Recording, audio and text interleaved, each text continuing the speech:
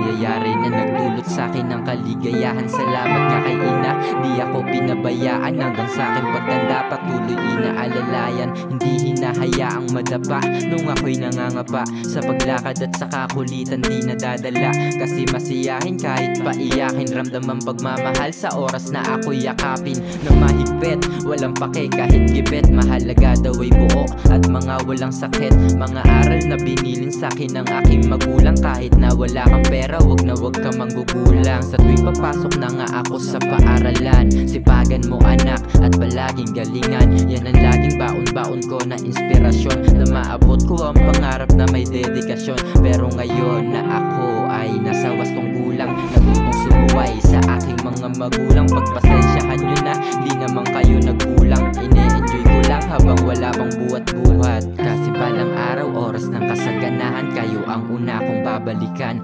Suklian ng paghihirap di matutumbasan, na kahit na ano pang bagay di mapapalitan. Kaya hayaang makabawi nung ako ay tinaguyod ng isang babae nga na taos puso ako na minahal. Salamat nga kay ina, tunay na pagmamahal, alagang kakaiba. Kahit na napakadami ko nang nagawang mali, ikaw lang ang nananatili dito sa aking tabi. Mapaaraw o gabi handa ka sa aming magsilbing magkakapatid, pag-aalagang di makukubli. Kaya sana dumating na yung araw na itinadhana, tila ba pinanakapalaran ni Bathala at hinatak pataas patungong kalawakan ng hawakan. Sa wakas ang hindi inaasahan, pagkakataon dati na hinihiling, ngayon tumutugon doon sa mga bituin. Akala ko dati di ako maririnig sa aking bawat tikbi pagkasabit ng dilim. Pero ngayon na ako ay nasa wastong gulang, natutong sumuway sa aking mga magulang. Pagpasensyahan nyo na, di naman kayo nagkulang. Ine-enjoy ko lang habang wala pang buhat-buhat.